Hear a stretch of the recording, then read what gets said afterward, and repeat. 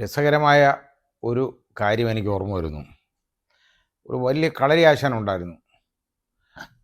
നിലത്ത് പുള്ളി നിൽക്കാൻ കാലുറപ്പിച്ച് നിന്ന് പോയാൽ ഒരു 10 പേര് അദ്ദേഹത്തിനെ ആക്രമിക്കാൻ ചെന്നാലും ശരി, എല്ലാത്തിനെയും അടിച്ച് നിലത്തിടും. പക്ഷെ തറയിൽ നിൽക്കണം. തറയിൽ നിൽക്കുക എന്ന് പറയുമ്പോൾ ഈ നമ്മൾ ഈ ആശാന്മാരെ പഠിപ്പിക്കുമ്പോൾ ഈ അടിതടയൊക്കെ പഠിപ്പിക്കുമ്പോൾ ഉള്ള ഒരു പ്രിലിമിനറി ആയിട്ടുള്ള ഏറ്റവും വലിയൊരു തത്വം എന്ന് പറയുന്നത്, പ്രൈമറി തത്വം, ഇടത്തെ കാല് ഉറപ്പിച്ച് നിർത്തും. ഈ വലത്തെ കാലാണ് കയറി അടിക്കാൻ മുമ്പോട്ടാക്കുന്നതും തടയാനായിട്ട് പിന്നോട്ടാക്കുന്നതും. അപ്പോൾ മൂവ് ചെയ്യുന്ന വലത്തെ കാല, ഇടത്തെ കാലം അവിടെ ഉറപ്പിച്ച് നിർത്തുക, ഇടത്തെ കാലം അനങ്ങത്തില്ല. പക്ഷേ ഈ ഇടത്തെ കാല് ഉറച്ച് നിന്നില്ലെങ്കിൽ എന്തോ പറ്റുമെന്നറിയോ? ഉറച്ചു വന്നില്ലെങ്കിൽ തറയിൽ വീഴും, വേറെ കുഴപ്പമൊന്നുമില്ല. തറയിൽ വീണ് കഴിഞ്ഞാൽ ഈ ആക്രമിക്കാൻ വരുന്നവന്മാർ കയറി നെഞ്ചത്ത് കയറി ഇരുന്നങ്ങ് താങ്ങിയാലോ എന്ന് പറയാം. തറയിൽ നിർത്തണ്ടേ? അത് തറയിൽ നിർത്തിയില്ല അവന്മാർ എന്ന് പറയുന്നത് ശരിയാണ്. കാരണം തറയിൽ നിന്നാലല്ലേ ഈ ആശാൻ അടിക്കാൻ ഒക്കുള്ളൂ. ഇപ്പം സംഭവം എന്തോന്നറിയാം, CPMൻ്റെ അവസ്ഥ ഈ ആശാൻ്റെ അവസ്ഥയാണ്. കാരണം CPM ഇവിടെ ഒരുപാട് വികസന പ്രവർത്തനങ്ങൾ നടത്തി എന്നൊക്കെ പറഞ്ഞ് ജനങ്ങളെ കബളിപ്പിക്കാൻ നോക്കിയിരിക്കുകയായിരുന്നു. അപ്പോൾ അതിനുവേണ്ടി അങ്ങനെയാണ് പലർക്കും കുറേ പൈസയൊക്കെ കൊടുത്തു, നോക്കൂലി കൊടുത്തു. ആശമാർക്ക് മാത്രം വെറും 1000 രൂപ, 33 രൂപ ദിവസം ഉള്ളത് കൂട്ടിക്കൊടുത്തു. ഇതൊക്കെ ചെയ്ത്, പക്ഷേ ഇതെന്താണെന്നറിയോ, ഈ ശബരിമല അയ്യപ്പൻ ഇപ്പോൾ പ്രതികരിക്കുന്നത് എൻ്റെ അഭിപ്രായത്തിൽ CPMൻ്റെ ആളുകളെ ഒന്നൊന്നായിട്ടിങ്ങനെ അകത്തോട്ട് കൊണ്ടുപോയിക്കൊണ്ടിരിക്കുക. ജാഥയായിട്ട് അവർ പോവും. ഇനി വലിയ ആൾ ഇനി പാനുണ്ട് കേട്ടോ, വലിയ നേതാക്കൾ പാനുണ്ട്. അപ്പോൾ അത് ഈ അങ്ങനെ പോകുന്നതിൻ്റെ കൂട്ടത്തിൽ അതിൻ്റെ കാരണം യഥാർത്ഥത്തിൽ ഇന്ന് നോക്കിക്കോളൂ. ഈ സ്ത്രീകളുടെ കണ്ണീരെന്ന് പറഞ്ഞാൽ ഉണ്ടല്ലോ, അതിന് വലിയ വിലയുണ്ട്. ഈ ആശമാരെന്ന് പറയുന്ന ഒരു വർഗത്തിൽപ്പെട്ട ആളുകൾ, അവർ പാവങ്ങൾ, അവർ ഈ തെരുവിൽ കണ്ണീരോടുകൂടി എത്ര നാൾ അവിടെ കിടന്നു, തെരുവിൽ സമരം ചെയ്തു. അവരെ കണ്ടില്ലെന്ന് അടിച്ച്. എന്ത് ധാർഷ്ട്യമായിരുന്നു ഈ രാഷ്ട്രീയ പ്രസ്ഥാനത്തിന്. നമ്മുടെ ബഹുമുഖ്യമന്ത്രി മുതൽ താഴോട്ടുള്ളവർക്ക്, ഈ രാഷ്ട്രീയ പ്രസ്ഥാനത്തിലെ ആളുകൾക്ക്, അതുപോലെ അതിൻ്റെ CITUവിൻ്റെ വലിയ നേതാവെന്ന് പറയുന്ന ഒരാൾ വരെ അതിന് വളരെ എതിരല്ലായിരുന്നു. എന്തൊക്കെ അനാവശ്യം അവരെക്കുറിച്ച് പറഞ്ഞേ. അവിടെ ഒരു പാവപ്പെട്ട സ്ത്രീ അവിടെ കിടന്ന് മുട്ടയടിച്ചു കേട്ടോ. അവർ നിരാഹാരം കിടന്നു, പട്ടിണി കിടന്നവിടെ. അവർക്ക് പന്തൽ കെട്ടാൻ പോലും സൗകര്യം കൊടുത്തില്ല. ഒരു ടാർപ്പ വലിച്ചു കെട്ടാനുള്ള ഇത് കൊടുക്കാതെ അവരെ മഴയത്തും വെയിലത്തും അവരെ ഇട്ട് കഷ്ടപ്പെടുത്തി. അതിൻ്റെതാണ് ഇപ്പോൾ അയ്യപ്പൻ കാണിച്ചു കൊടുക്കുന്നത് കേട്ടോ. ഇനി അത് പോട്ടെ, അവിടെ ഇരിക്കട്ടെ. അപ്പോൾ ഇത് ഈ പത്മകുമാറിന് ഞാൻ ഇന്നാൾ കഴിഞ്ഞ നമ്മൾ പറഞ്ഞതാണ്, പത്മകുമാർ ഇനി അന്വേഷണം ആരിലേക്ക് എന്നൊരു വീഡിയോ ഞാൻ ചെയ്തു. അപ്പോൾ അതിന് കുറേ സഖാക്കന്മാർ എന്നെ ചീത്തയൊക്കെ പറഞ്ഞിട്ടുണ്ട്, അനാവശ്യമൊക്കെ പറഞ്ഞു. ഞാൻ പറയുന്നൊന്നുമല്ല ശരി, ഞാൻ സീറ്റിന് വേണ്ടി പറയുകയാണ്. അതായത് എനിക്ക് മത്സരിക്കാൻ സീറ്റ് വേണമെന്ന്. എനിക്ക് ഒരുത്തിൻ്റെയും സീറ്റ് വേണ്ട. അതാദ്യം അങ്ങ് എടുത്തോ. സീറ്റ് വേണമെങ്കിൽ നീയൊക്കെ എടുത്തോ, എനിക്ക് സീറ്റൊന്നും വേണ്ട. എനിക്ക് ആരുടെയും സീറ്റ് വേണ്ട, ഞാൻ അതിന് തയ്യാറുമല്ല. മാത്രമല്ല, എനിക്ക് ഈ രാഷ്ട്രീയ പാർട്ടികളെന്നൊക്കെ പറയുന്നവരടുത്ത് എനിക്കൊക്കെ പുച്ഛമാണ്, അതുള്ളതാണ്. അപ്പോൾ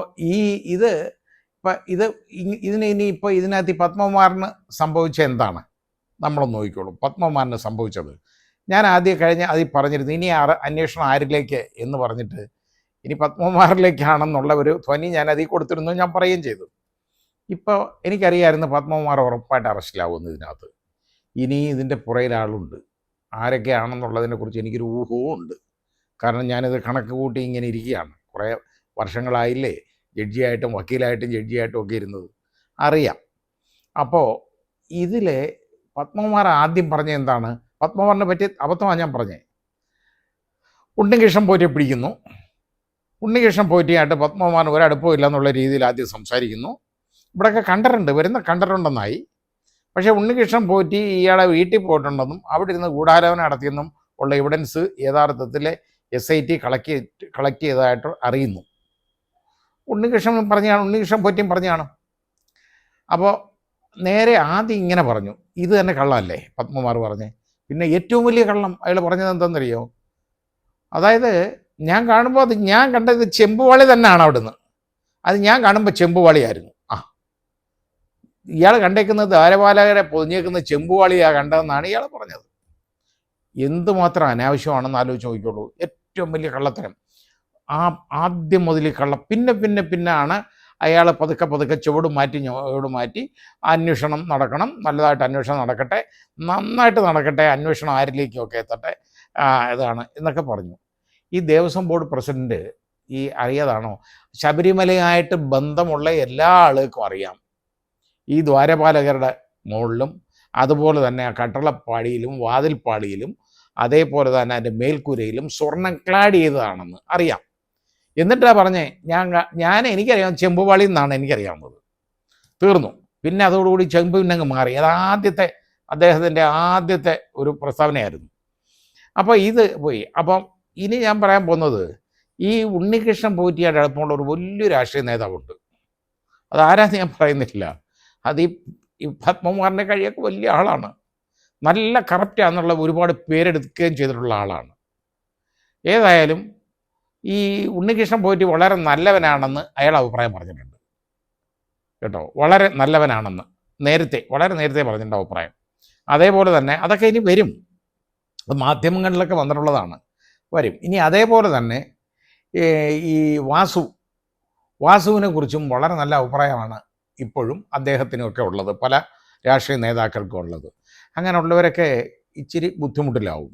ഞാൻ പറഞ്ഞ മാർക്സിസ്റ്റ് പാർട്ടിയുടെ ഒരു ശനിദശ എന്ന് പറയുന്നത് തുടങ്ങിയേക്കുന്ന ഒരു ശബരിമലയായിട്ട് ബന്ധപ്പെട്ട് ഇവരെന്തടപാട് ചെയ്താലും ശരി അത് പ്രശ്നത്തിലാവും, അത് ഉറപ്പാണ്. ആഗോള അയ്യപ്പ സംഗമം അങ്ങ് നടത്തി കഴിഞ്ഞ ഉടനെയാണ് ഈ പ്രശ്നം അങ്ങോട്ട് വന്നത്. നമ്മളെല്ലാം കണ്ടതാണ്. ഇനി അത് അവിടെ ഇരിക്കട്ടെ.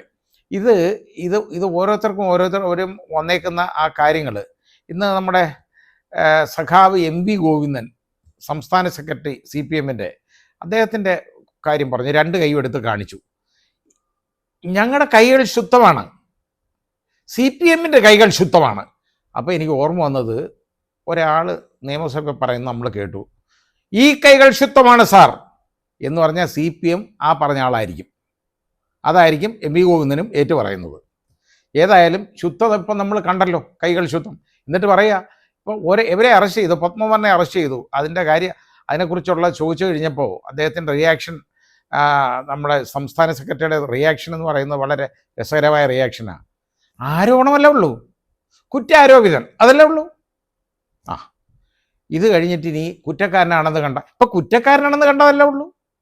ഇനി ശിക്ഷിച്ചാൽ പറയാൻ പോകുന്നത് എന്താണെന്നറിയോ, ശിക്ഷിച്ചാലേ ഉള്ളൂ, ഇതിന് അപ്പീലില്ലേ? ശരിയാണ്, ഇതാണ് രാഷ്ട്രീയം, ഇവരുടെ രാഷ്ട്രീയം ഇതാണ്. ഇപ്പോൾ പത്മകുമാർ എന്ന് പറയുന്നത് ആരായിരുന്നു പാർട്ടിയുടെ ഒന്ന് ആലോചിച്ച് നോക്കിക്കോളൂ.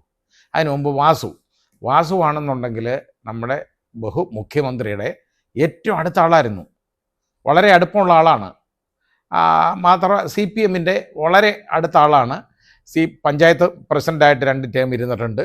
അത് കഴിഞ്ഞ് അദ്ദേഹം പല പോസ്റ്റുകളിൽ, അതായത് ഈ വിജിലൻസ് ട്രിബ്യൂണലായിട്ട് മാറി. അത് കഴിഞ്ഞതിന് ശേഷം ദേവസ്വം കമ്മീഷണറായിട്ട് മാറി. അവിടെ ദേവസ്വം കമ്മീഷണറായിട്ട് 2 ടേം. അത് കഴിഞ്ഞ് അങ്ങ് പോയി കഴിഞ്ഞ് ഈ പത്മകുമാറിൻ്റെ ടേം അങ്ങോട്ട് കഴിഞ്ഞുടനെ അടുത്ത ദേവസ്വം ബോർഡ് പ്രസിഡൻ്റായി. അപ്പോൾ ഇത്രയും പദവികൾ ഇരുന്ന ആളാണ്, CPM-ൻ്റെ വളരെ അടുത്ത ആളാണ്. CPM എന്ന് പറഞ്ഞാൽ അരച്ച് കലക്കി കുടിച്ചേക്കുന്ന ഒരു മനുഷ്യനാണ്. ഇത് കഴിഞ്ഞ് ഇനിയിപ്പോൾ പത്മകുമാർ ആരായിരുന്നു? പത്മകുമാർ എന്ന് പറയുന്നത് വളരെ ചെറുപ്പത്തിൽ, അതായത് 25-ാം വയസ്സിൽ CPM-ൻ്റെ ഏരിയ സെക്രട്ടറി. അത് ഏരിയ സെക്രട്ടറി എന്നൊക്കെ പറയുന്നത് വളരെ വലിയൊരു പോസ്റ്റാണ് CPM-നെ സംബന്ധിച്ചിടത്തോളം, ഏരിയ സെക്രട്ടറി. അത് കഴിഞ്ഞ് 30-ാം വയസ്സിൽ MLA. അതൊക്കെ കഴിഞ്ഞിട്ടാണ് ദേവസ്വം ബോർഡ് പ്രസിഡൻ്റായിട്ട് മാറിയത്. പിന്നെ അപ്പോൾ കൈകൾ ശുദ്ധമൊക്കെയാണ്, പക്ഷേ സംഭവം ഇപ്പോൾ അറസ്റ്റിലായി. ആദ്യം വാസു അറസ്റ്റിലായി, ഞെട്ടിപ്പോയി ആളുകളൊക്കെ കേട്ടോ. പിന്നെ അടുത്ത അറസ്റ്റ് ഉറപ്പാണ്, നേരെ പത്മകുമാറിലേക്ക് വരുമെന്നുള്ളത്. പത്മകുമാർ വന്നു. നല്ല കള്ളന്മാർക്കൊരു പരിപാടി ഉണ്ട് കേട്ടോ. അവരെ പിടിച്ചു കഴിഞ്ഞാൽ അവരാദ്യം പറയുന്നത് തോന്നുന്നത് ഉള്ള കാര്യങ്ങൾ മുഴുവൻ കള്ളന്മാരാണെങ്കിൽ അന്നേരം അങ്ങ് പറയും.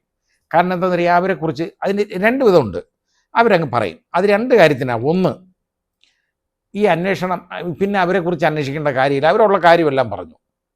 അവരെ മിച്ചവും മാന്ദ്യം ഒന്നും ചെയ്യേണ്ട, അവർ ബാക്കി കാര്യങ്ങളൊക്കെ പറഞ്ഞു, അവരെ കഷ്ടപ്പെടുത്തണ്ട, ഉറക്കം ഒഴിപ്പിക്കേണ്ട, ഈ കൂടുതൽ ചോദ്യം ചെയ്യേണ്ട, ഇതൊക്കെ ആയി. അങ്ങനെ വരും. പിന്നെ അടുത്ത ലക്ഷ്യം എന്താണെന്നറിയാം അവരുടെ, ഈ അന്വേഷണം വളരെ മിടുക്കന്മാരാണെങ്കിൽ ഇതങ്ങ് പറയുമ്പോൾ അന്വേഷണം അവിടെ നിന്നോളും, ഇതിലങ്ങ് തീരും. അവിടെ ഗോവർദ്ധൻ്റെ കയ്യിൽ നിന്ന് പോയി കുറച്ച് സ്വർണ്ണമൊക്കെ, അതായത് ഗോൾഡ് ഇൻഗട്ട് ഒക്കെ ഇവർ SIT പിടിച്ചെടുത്തു. പക്ഷെ ഇതൊക്കെ ആയി കഴിഞ്ഞപ്പോഴും അന്വേഷണം അവിടെ അങ്ങ് നിൽക്കും എന്നുള്ള ഒരു കാഴ്ചപ്പാടായിരുന്നു നമ്മുടെ ഈ ബഹുമാന്യനായ ഉണ്ണികൃഷ്ണൻ പോറ്റിക്ക് കേട്ടോ. ഉണ്ണികൃഷ്ണൻ്റെ ഈ പരിപാടികളൊന്നും നടന്നില്ല, അതൊന്നും ക്ലച്ച് പിടിച്ചില്ല കേട്ടോ. കാരണം അന്വേഷണം SIT അവിടെ നിർത്തിയില്ല. കാരണം ഇതിൻ്റെ ഒരു അന്വേഷണത്തിന് ഈ SIT നിയോഗിച്ചത് ഹൈക്കോടതിയാണ്.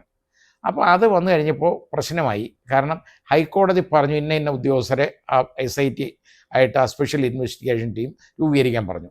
വേറെ മാർഗമില്ലായിരുന്നു, സർക്കാർ ഓർഡർ ഇറക്കി, അതും പോയി. നല്ല ഉദ്യോഗസ്ഥരാണ് അതിനകത്ത് വന്നേക്കുന്നത്. പോലീസ് സേനയിൽ ഞാൻ പണ്ടും എനിക്ക് നല്ല അടുപ്പം ഉള്ള ഒരുപാട് പോലീസ് ഉദ്യോഗസ്ഥരുണ്ട്. അവർ ഒരുപാട് നല്ല പോലീസ് ഉദ്യോഗസ്ഥരെ എനിക്കറിയാം. അങ്ങനെയുള്ളവരെ എൻ്റെ അടുത്ത് അടുക്കാൻ വന്നിട്ടുള്ളൂ. അവർ ഞാൻ കണ്ടിട്ടുണ്ട്. കറ തീർന്ന സത്യസന്ധരായ മിടുക്കരായ പോലീസ് ഉദ്യോഗസ്ഥർ ധാരാളമുണ്ട്. ഇപ്പോൾ ഉള്ള ആളുകളെ ഒന്നും എനിക്ക് വലിയ പരിചയമൊന്നുമില്ല. നേരത്തെ ഉണ്ടായിരുന്നവരെ ഒക്കെ എനിക്ക് മിക്കവാറും ഒക്കെ അറിയാം. പക്ഷേ അവർ മിടുക്കരാണ്. അതേപോലെയാണ് ഈ SITയിലുള്ള ഈ അംഗങ്ങൾ. അവർ വളരെ സത്യസന്ധമായിട്ടും സ്തുത്യർഹമായിട്ടുള്ള അന്വേഷണം നടത്തിക്കൊണ്ടിരിക്കുകയാണ്. ഈ അന്വേഷണം, ഈ അറസ്റ്റൊന്നും ഇവിടെ തീരത്തില്ല കേട്ടോ. ഇപ്പം 6 പേരെ, 6-മനാണ് നമ്മുടെ ഈ പത്മകുമാർ. പക്ഷേ പത്മകുമാറിൻ്റെ അറസ്റ്റ് കൊണ്ട് തീരും എന്ന് ഞാൻ വിശ്വസിക്കുന്നില്ല. ഇതിന് മുകളിലത്തെ തലങ്ങളിലേക്ക് പോകാനുള്ള സകല സാധ്യതയുണ്ട്. പിന്നെ ഇത് മാത്രമല്ല, CPM എന്ന് പറയുന്നത് ഈ ഇലക്ഷനുമായിട്ട് ബന്ധപ്പെട്ട് ഈ സമയത്ത് വളരെ വലിയ പ്രതിരോധത്തിലായിട്ടുണ്ട്. ജനങ്ങളുടെ മുമ്പിൽ ഇവരെന്ത് പറയും? ഇനി പല അഴിമതികളും ഒക്കെ മൂടി വെച്ച് വികസനങ്ങളൊക്കെ വരുത്തി തീർത്തു, വികസനങ്ങൾ ഉണ്ടാക്കിയെന്നൊക്കെ വരുത്തി തീർത്ത് ജനങ്ങളുടെ മുമ്പിൽ നല്ല വെള്ള ചമയാം, ജനങ്ങളെ വീണ്ടും വഞ്ചിക്കാം, കളിപ്പിക്കാം എന്നുള്ളൊരു ധാരണയിലിരിക്കുമ്പോഴാണ് ഈ പ്രശ്നം വന്ന് കയറുന്നത്. അപ്പോൾ ഇതിന് ഒരു ഗ്യാപ്പ് കിട്ടണ്ടേ ഈ ജനങ്ങളിലേക്ക് ഈ വികസന പ്രവർത്തനങ്ങളൊന്ന് എത്തിക്കാൻ? ഒരു മാർഗമില്ല. അതായത് തറയിൽ നിർത്തണ്ടേ? അവർ ആശാൻ്റെ കാര്യം പറഞ്ഞ കാര്യം തറയിൽ നിർത്തണ്ടേ? തറയിൽ നിന്നാലല്ലേ ഉള്ളൂ തടുക്കാനും അതുപോലെ തന്നെ ആക്രമിക്കാനും ഒക്കെ പറ്റുള്ളൂ. ഇത് തള്ളിയിട്ട് നെഞ്ചത്ത് കയറി ഇരുന്ന് ഇടിച്ചാലോ എന്ന് പറഞ്ഞ പോലെ ഒരു ഗ്യാപ്പ് തരാതുള്ള പണികളാണ് കുറേ നാളായിട്ട് CPMന് കിട്ടിക്കൊണ്ടിരിക്കുന്നത്. വാസുവിൽ തുടങ്ങി, അതിനു മുമ്പേ ഈ ആരോപണങ്ങളങ്ങ് വന്നു. വളരെ ദേവസ്വം ബോർഡൊക്കെ അറിഞ്ഞുകൊണ്ടുള്ള കാര്യങ്ങളാണ് എന്നൊക്കെ വെളി വന്നു. പിന്നെ ഇപ്പോൾ ഉള്ള ദേവസ്വം ബോർഡ്, നേരത്തെ അത് ഉണ്ടായിരുന്ന ദേവസ്വം ബോർഡ്, അത് അവർ ഈ 19 കൊള്ള അതിനെ മറച്ചു വെക്കാനായിട്ടും അതിന് ശേഷമുള്ള കൊള്ളകളെല്ലാം മറച്ചു വെക്കാൻ വേണ്ടിയുള്ള പണികൾ ചെയ്തു എന്നുള്ളത് വെളിയിലൊക്കെ വന്നു. അങ്ങനെയൊക്കെ വലിയ പ്രശ്നങ്ങളായി. അപ്പോൾ ഇവർക്കൊരു ഗ്യാപ്പ് കിട്ടുന്നില്ല. അങ്ങനെയുള്ളപ്പോഴാണ് വാസുവിൻ്റെ അറസ്റ്റ്. വാസുവിൻ്റെ അറസ്റ്റ് കഴിഞ്ഞ ഉടനെ ഇപ്പം അതങ്ങോട്ട് കഴിഞ്ഞ് പെട്ടെന്ന് തന്നെ പത്മകുമാറിൻ്റെ അറസ്റ്റ്. അപ്പോൾ ഇവർക്ക് തറയിൽ നിൽക്കാൻ സമയമില്ല. ജനങ്ങളിലേക്ക് ഈ വികസനവും കൊണ്ട് എത്തിക്കാൻ ഒരു മാർഗമില്ലാതെ കഷ്ടപ്പെടുകയാണ് CPM. ഇവർ ഈ SITയുടെ, അതായത് ഹൈക്കോടതി നിയോഗിച്ച SIT അല്ലായിരുന്നു ഈ അന്വേഷണം നടത്തി ഇവരെ അറസ്റ്റ് ചെയ്തിരുന്നതെങ്കിൽ ഇവർ പറയാൻ പോകുന്നത് ഈ അറസ്റ്റ് രാഷ്ട്രീയ പ്രേരിതമാണ്. അപ്പോൾ അത് കേൾക്കാനില്ല. എന്തായാലും രാഷ്ട്രീയ പ്രേരിതമാണ് എന്ന് കേൾക്കാനില്ല, വേറെ ഒന്നുമില്ല. ഇനി നമുക്ക് വരട്ടെ, തെളിവ് വരട്ടെ. അതിൽ ശിവൻകുട്ടി മാത്രം നല്ല ധൈര്യത്തോടു കൂടി പറഞ്ഞു കേട്ടോ, അത് കൊള്ളാം. നമ്മുടെ ബഹുമാന്യനായ വിദ്യാഭ്യാസ വകുപ്പ് മന്ത്രി പറഞ്ഞു, ഉപ്പ് തിന്നവൻ വെള്ളം കുടിക്കട്ടെ എന്ന് പറഞ്ഞു. അത് കൊള്ളാം. ഏതായാലും അങ്ങനെ ഒരു അഭിപ്രായം ശരിയായിട്ട് വീണ് കിട്ടി. ഉപ്പ് തിന്നവരെയൊക്കെ വെള്ളം കുടിക്കട്ടെ. ശ്രീ ശിവൻകുട്ടി നല്ല കാര്യമാണ് പറഞ്ഞത് കേട്ടോ. അത് അറം പറ്റട്ടെ. ഉപ്പ് തിന്നവരെല്ലാം വെള്ളം കുടിക്കട്ടെ. അയ്യപ്പൻ്റെ മുതൽ കട്ടവരൊക്കെ അനുഭവിക്കട്ടെ. ആശമാരെ റോഡിലിട്ട് പട്ടിണിക്കിട്ടവരെ, കൊല്ലാക്കൊല ചെയ്തവരെ, അവരൊക്കെ അനുഭവിക്കട്ടെ.